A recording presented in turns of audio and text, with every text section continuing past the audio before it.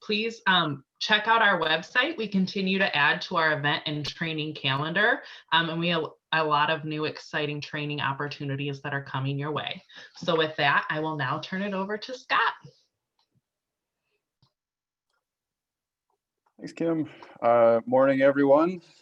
Obviously, I know quite a few of you, so it's good to see everyone this morning. The only thing I'll say is it looked like, I don't think I know Steve, but Steve, don't die for this presentation, man. It's not worth it. It looked like you were driving, so we're happy to do this for you again. Aside from that, I think what we want to do today is, and so it's not just me, so we want to talk to you today about a project that the state's working on with a lot of partners. So there's us, there's the Department of Labor, so most of you know Joe Billig, so Joe's on today too. We've got partners as well with Michigan Works Southwest and the Upjohn Institute, so Ben and Amy and Sarah, they're all on, I believe, as well. So lots of partners with this project, but the main thing we want to talk about today is this new project we have going with a group called Data for the American Dream. And let me share my screen really quick. And so, so I got Joe listed on here as well, as you can see. Kim, can you just give me a confirmation you can see the slides? Yes, it looks great. Okay, thank you. If you were able to see our presentation at the Michigan Works conference, then you've seen some of this before, but my recollection is from that yeah, there's a lot going on during the conference, a lot of great sessions at the same time. So I think most of you couldn't make it. And so that's why we wanted to schedule this, is to tell you a little bit about this project that we have going on, a little bit about these tools that we have. So what this is about in a nutshell, right? If I was to, say, broadly speaking, what is this project about? It's about evidence-based decision-making. That is really the crux of what we're talking about with these tools, and that is our goal. How do we use data as a strategic asset? And we're all trying to get to the same goal. We're all trying to help our customers, our job seekers. We're trying to help people out of poverty, live better lives, enjoy more prosperity through employment. How can we use data to, further that goal? And so to do that, what we've done is we've partnered with this group called Data for the American Dream, or D4AD. And we've had a project going, like I said, with lots of partners, as you can see listed across the bottom there. And what we've done is, with this project, we're essentially developing two tools, one for case managers within the Michigan Works system, and another tool for job seekers that will be a public facing. And these tools are meant to achieve that goal, right? So that's what we're talking about today.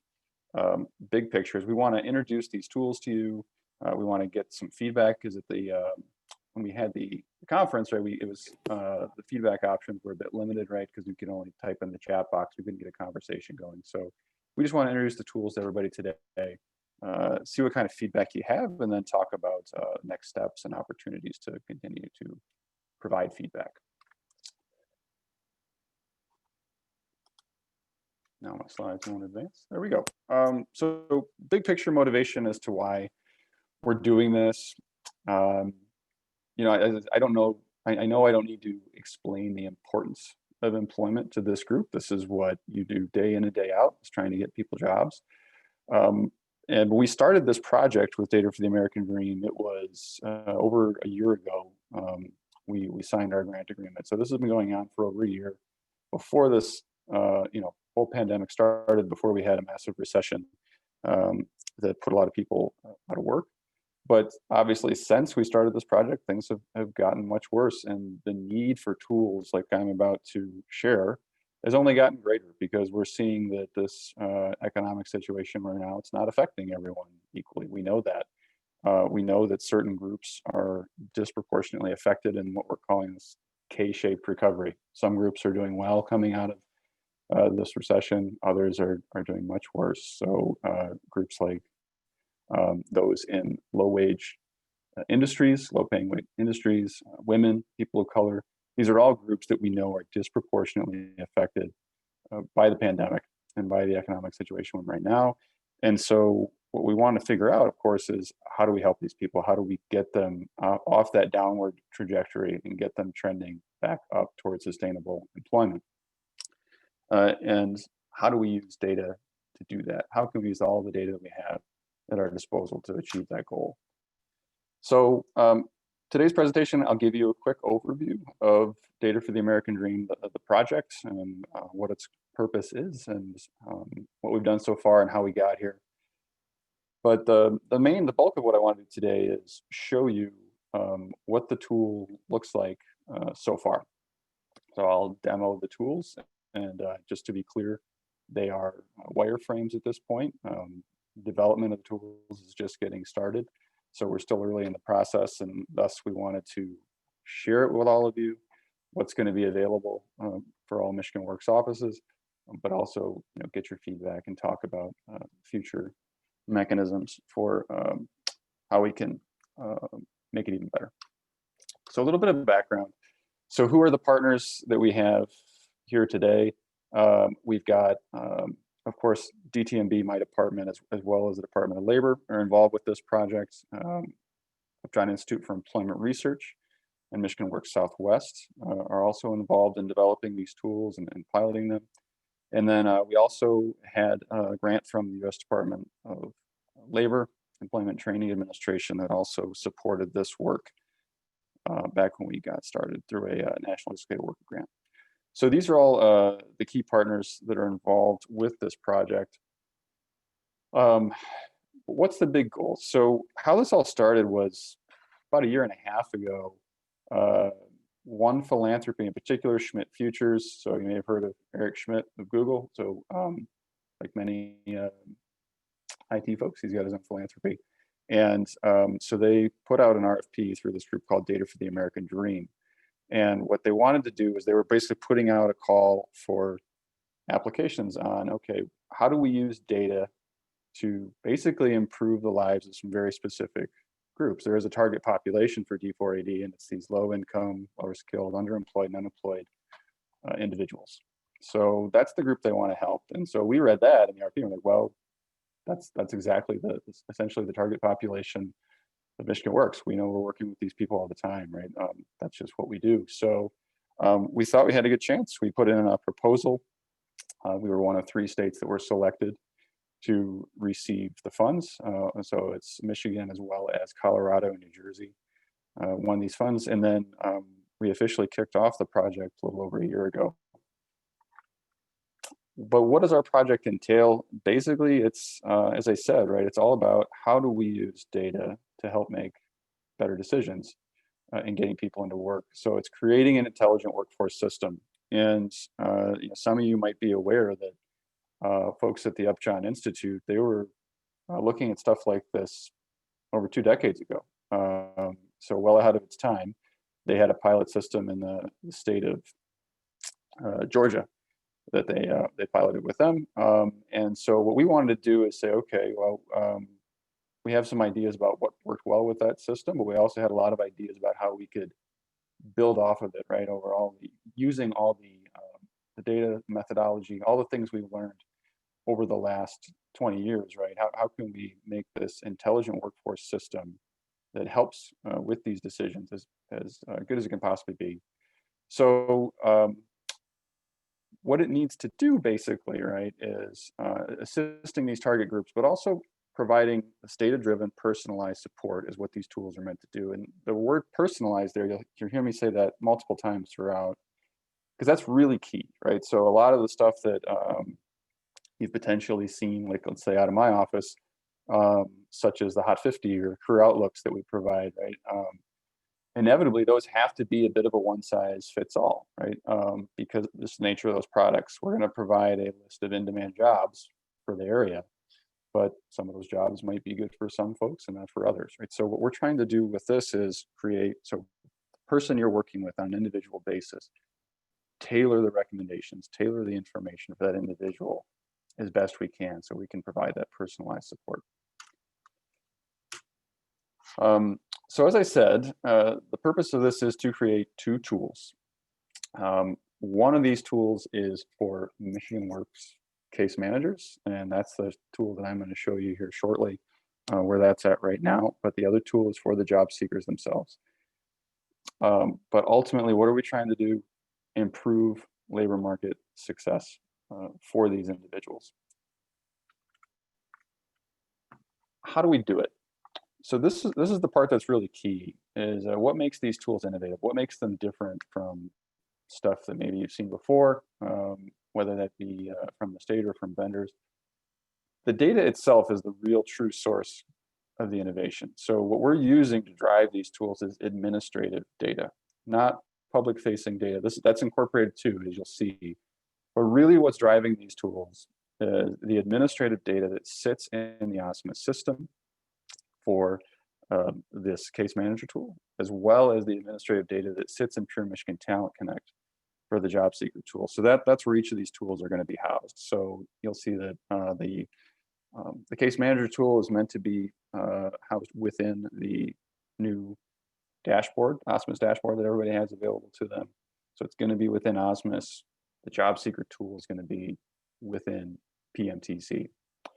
So, but the data itself, right? So we know that in OSMIS, for instance, you all know that in OSMIS, it's a very rich source of data. There are many fields in there that we have fields of data on every individual that comes through the Michigan Works system. So it's how can we use the data that's in there to help provide these personalized recommendations that enhance the process of serving participants. And I say enhance very intentionally because the stuff that we're doing here, it's whether you want to call it big data or sometimes your artificial intelligence, machine learning, that is what's going on with parts of this tool. That's how we make these recommendations. And I know sometimes people hear terms like artificial intelligence and they think that it's automation, right? It's maybe putting jobs at risk. It's absolutely not what's going on here. We're hopefully, that we're your partners in this. And what's going on is we're just trying to provide better tools for you all. Nothing can ever replace the job that you all are doing. We're just trying to provide you with better tools in the hopes that we provide better outcomes for the customers. So nothing here is meant to replace the work that you're doing. It's meant to complement it and enhance it. But again, what's innovative here is it's the data that we're using from these administrative data systems, and it's also the machine learning algorithms that are driving this in the background. The other thing I really want to emphasize before we jump into more specifics of the tools is how we're developing them. Because it doesn't matter if we have the best data in the world. It doesn't matter if we're making the most perfect recommendations out there. If the tool itself is not easy to use, if it's not user-friendly and you don't want to use it, and you don't use it, then it's pointless, right? We might as well not be doing this. So we've been very intentional about using a user-centered design methodology as we go through and we try to design these tools. And that's a big part so far of our partnership with Michigan Works Southwest is using the feedback, working with those folks there, Ben and his team on what makes sense, what doesn't make sense in the design of this tool. But as I said, we've got, this is going to be a continual process of providing feedback and making changes as we go. And we'll talk a little more about that later. But again, the emphasis here is just to absolutely want this to be what you all need. And so that's one of the main reasons we're showing this to everyone today. Okay, so on to the tools. So the case manager tool, as I said, it's using OSMIS data. It's going to be integrated in the OSMIS system. It's meant to provide a few things. One is an assessment of current opportunities. Also, we're looking at what information, regarding which programs and services most likely to help each job seeker make that successful transition to employment. So, there's lots of activities you can provide for these individuals, various services that can be provided. Which of those are most likely to lead to a successful outcome? So here's a list of the primary features that are in this case manager tool. So one is going to be the activity or service recommendations. So the things that is based off the data, based off of individuals that have recently come through the workforce system, that are like the individual that you're trying to serve, that share similar characteristics. Which services and activities are most likely to lead to a strong employment outcome. But there are also other pieces like what's the likelihood of finding a new job for this individual? How long should they expect to be searching for a job? What are jobs that are related to their existing skill set? How much should they expect to earn based off of other jobs they might be looking at? And what are some training opportunities out there for them? So these are all meant to be the primary features of the tool that I'm going to share right now. And we'll come back to that in just a second. So let me just switch my screen really fast here so I can launch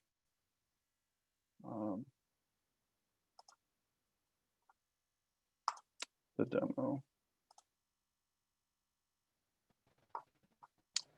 Okay. Yep, and we can see. Great, thank you. Okay, so how you get here? So I assume at least some of you are familiar with the Osmos user dashboard, so you know you can look up an individual in the dashboard. In the screen where you can look at information on the individual, there will basically be a link or a button that will take you to this page. So if you want to launch this tool, hit the button, it brings you here. So there's 3 tabs across the top here. We'll go through all of them. One is a user profile. One is reemployment info, and another is potential pathways they can go down. So on this first user profile page, this is obviously just some profile information specific to that particular individual. But this, right, and so this part is probably the piece that's still under the most development right now, and this is meant to be the recommendations for the individual. And so right now you can see so whether or not someone just can pursue a job search, or if we think they need some training to change their skill set in order to make it more likely that they find a job, right? Is this recommended or not? If you click for more information, it provides some details as to what might be driving that recommendation. Does this individual need some support services? Is it recommended or not? This is the kind of information that this part of the tool is meant to provide, and it will do it by program. So I know these programs that are on here right now probably don't make a ton of sense, but imagine that this will say path or adult dislocated worker, right? And then we'll have these recommendations placed on here. The part I would emphasize with this is these recommendations, right? Again, this is using all the information we know about these individuals in Osmos, as well as their employment history from wage records. So this is going to be demographic information. It's going to be information about what barriers they might have. It's going to be information about their employment history. They had multiple employers that have been unemployed for a long time. How much did they make? All those things go into, get fed into this machine learning algorithm that then makes this recommendation. So we know there's a lot more than just training or support services as far as activities that are in Osmos. This is the place that we're starting right now, but we intend over time that this will build out with more of those activities and services. The second tab, the reemployment info, this is meant to be what we refer to as the reality check page. So what this whole page is meant to do is basically provide information to this individual on if you were to do nothing, as you are right now, whether physically or virtually walking through the door of Michigan Works, what does your employment situation look like? How does it project?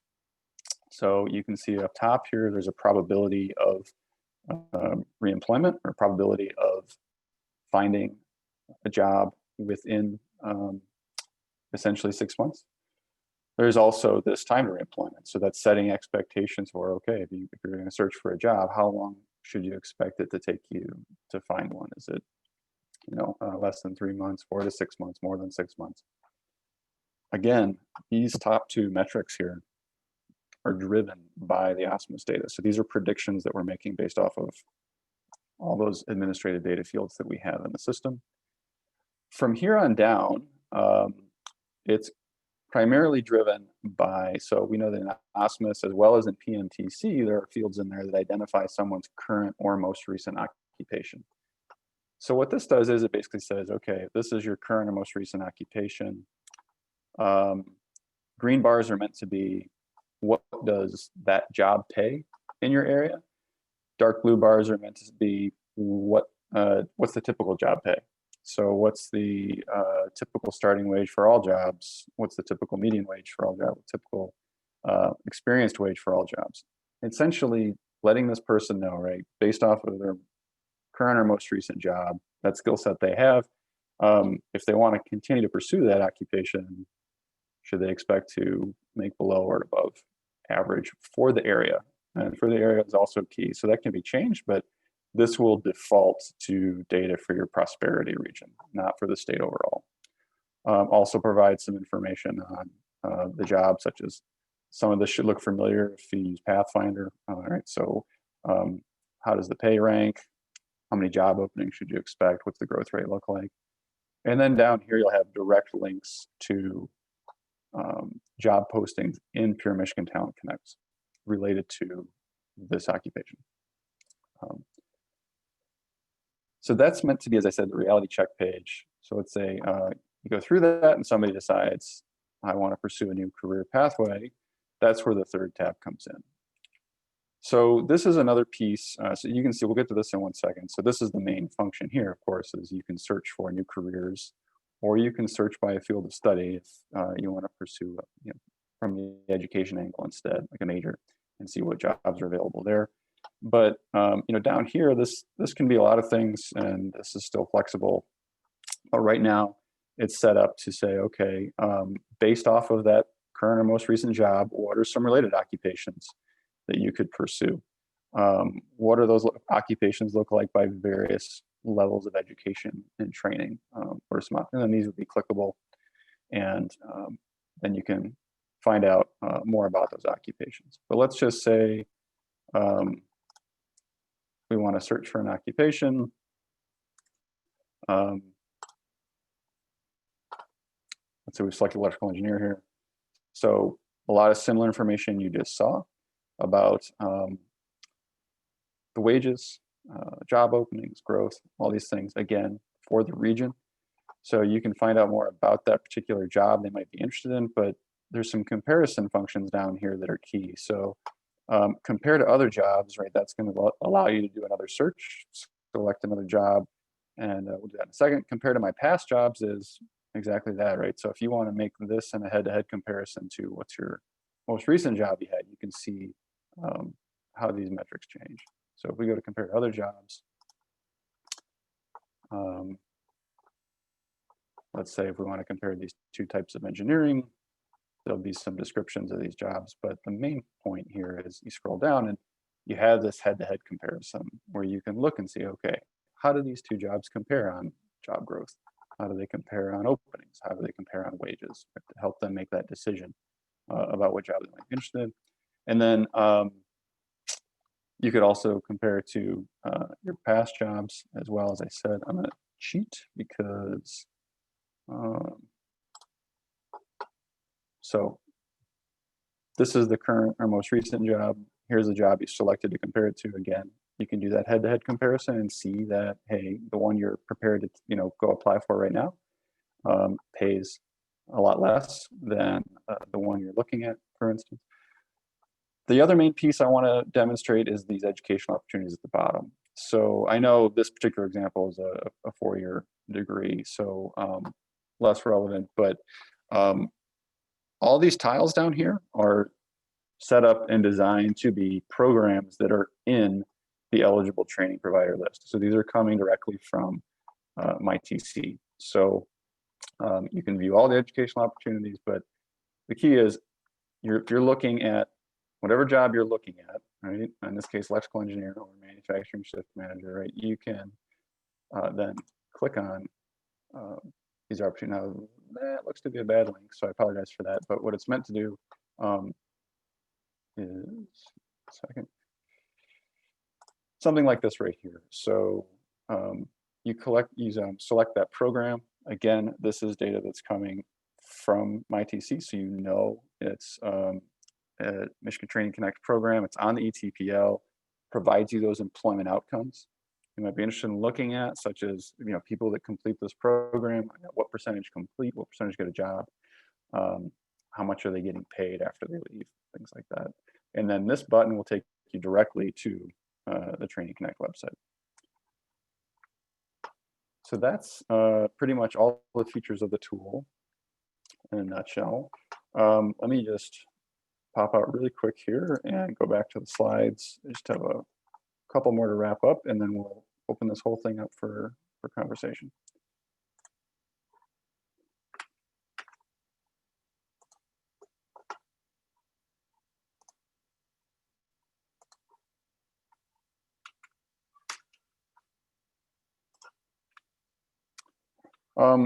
One thing I should have mentioned a little more. So with the exception of the recommendations for activities and services, and then those two metrics at the top of the second tab on the probability of reemployment, the time of reemployment, everything else in there will also be part of the public-facing job seeker tool on PMTC. So you can imagine this as being a tool that it's on PMTC. So one day when our resource rooms reopen, this is something that would be available to individuals walking in using those computers to search for jobs. Just to wrap up, right? Again, these are kind of the main features of the tool as they stand now.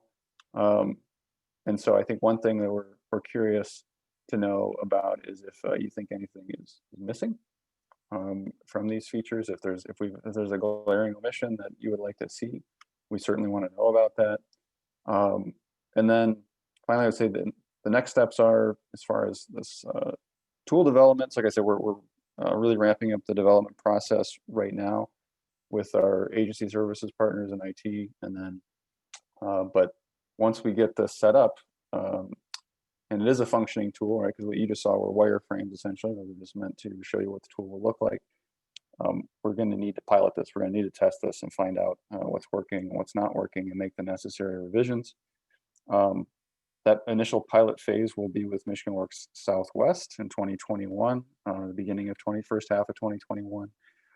But then there, later in 2021, we plan for there to be a statewide rollout to all Michigan Works, and we'll of course be providing training for users on this tool. So that's it. And I'll just say before I open it up to everybody, if you have any, if you're interested and you think you want to get involved and you'd like to provide us feedback on this tool as we develop it, you can reach out to me. You can reach out to Joe. You can reach out to Ben, Amy. I think any of those work. When we did the Michigan Works presentation, we basically said, don't just talk to your supervisor, basically, if you want to help, and then they can let us know. But so anyways, I think I'll stop right there and open it up for discussion. Thanks, Scott. We do have a couple questions in the chat, if you don't mind starting with those. Nope. The first one, will there be a way for job seekers to see this information for themselves on PMTC if they don't get enrolled in a program? So the PMT, so that's a good question. So let me show you, I can just refresh here on what's available if you're not in workforce program versus if you are. So this stuff here is all these, recommendations for services and activities based off of program. That's all stuff that, you got to be an OSMIS for that. Same with these top two metrics here. But from here on down, right? So because PMTC also, as long as you have a PMTC account, you have to create the account because there's mandatory fields that need to be filled out, and that's what's going to power this. But as long as you have a PMTC account, you don't need to be an OSMIS, you don't need to be a workforce system customer. So from here on down, all this stuff, so all this, as well as all the pathways content we went through, that's all available to the general public.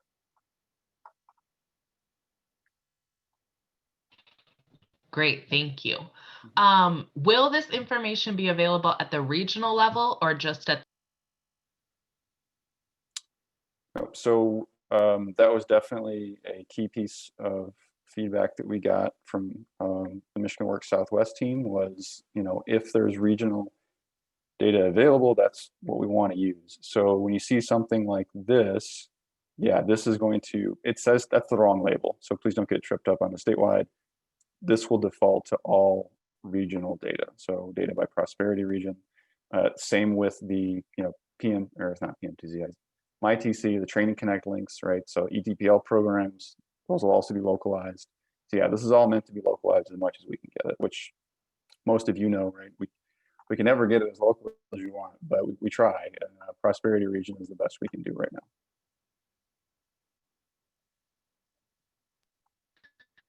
Thank you. So that is all. Those are all the questions that I have in the chat. So I would like to invite everybody if they, oh, well, there's another comment in there. But people can also come off mute if they would like to and ask you a question face to face. Let's see. So it looks like Ryan has an ask. I don't even, okay, it may be somewhat esoteric if this is also a forward-facing tool for job seekers as well, but our automation, I don't know what that says, indices displayed anywhere or factored into the reemployment calculation. Yeah, I just I could have, now that you said you opened it up for mics, I suppose I could have just done that.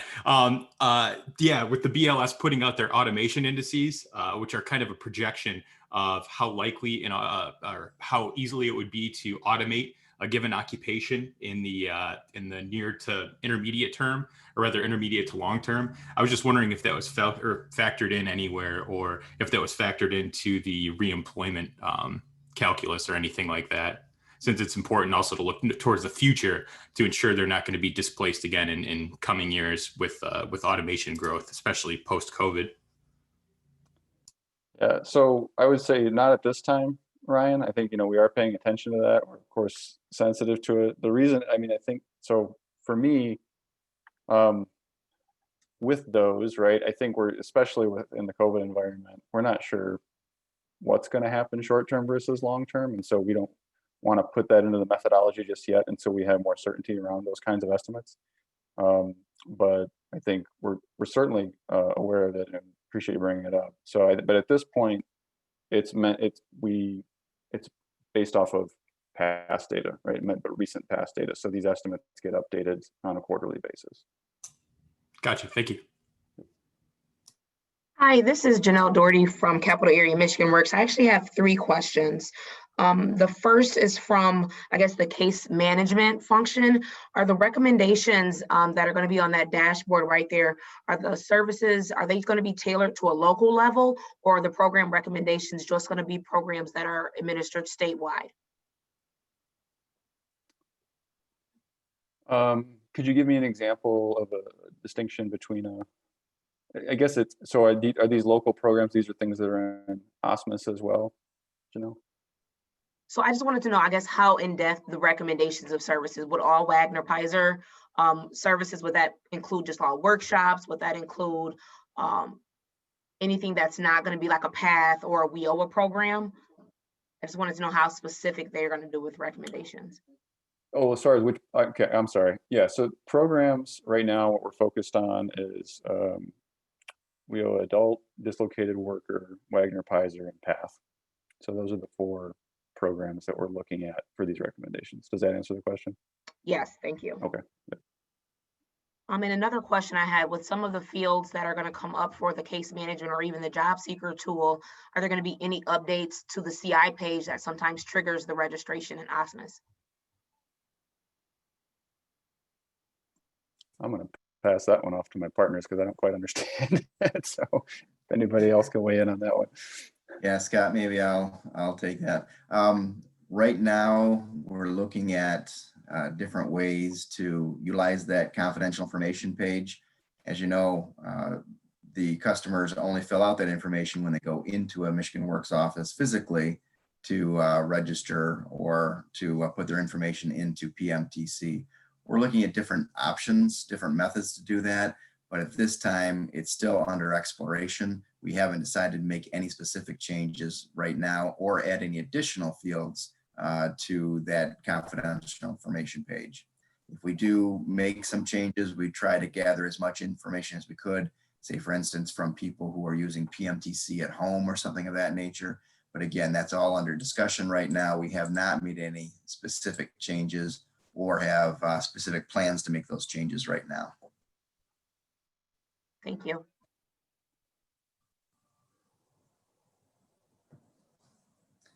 Did you have a third question, Janelle? Oh, yeah.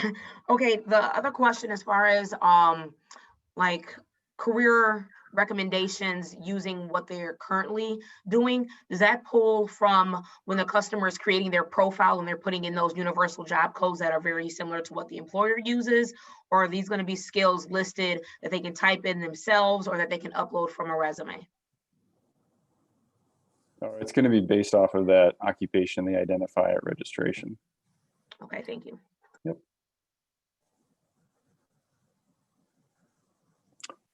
But I will say that it's also going to have the functionality where for some reason maybe that wasn't done correctly, right? That occupation's not correct, then it's going to be a drop down where you can change that if you want to.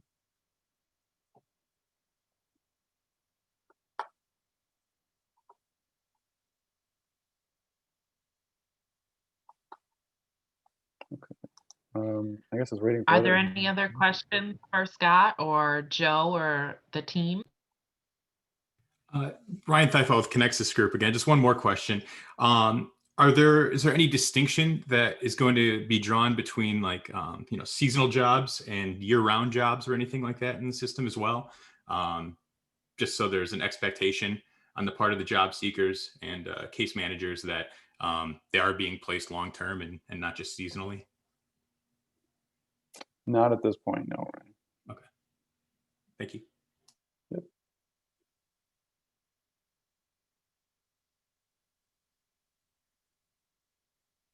So Joe, Amy, anybody else? I'm trying like Ruth, whoever's on. I got a big grid in front of me. But if there's anything you think I've left out while we're waiting for potential other questions, of course, feel free to jump in.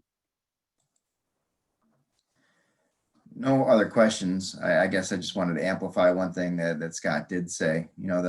Some of the basis of using data to make these types of decisions goes way back. Upjohn was studying this, 20 years ago, like Scott said, in the state of Georgia. But that whole project kind of never really continued or didn't meet its potential, I think, because the tool either wasn't being used or priorities changed, et cetera. We certainly want to make this tool something that is useful to case managers, useful to job seekers, so that it is, used and becomes an important part of what we do. And it's an additional tool to be used by case managers, not to replace any of the decisions that you're currently making. And I think getting your feedback as reviewers of the tool once we reach that point, et cetera, is going to be important to making sure that we create something that is useful to you and that will continue to be used. That's really our goal here. So certainly encourage everyone to consider providing information once we start reaching that point where we can get some feedback on the actual product that's being designed.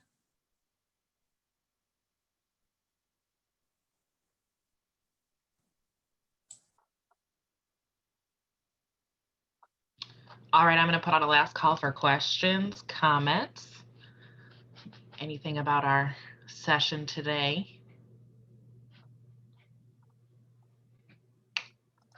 Okay, well, hearing none, I just want to thank you. Thank you, Scott. Thank you, Joe, Amy, the other partners that are here.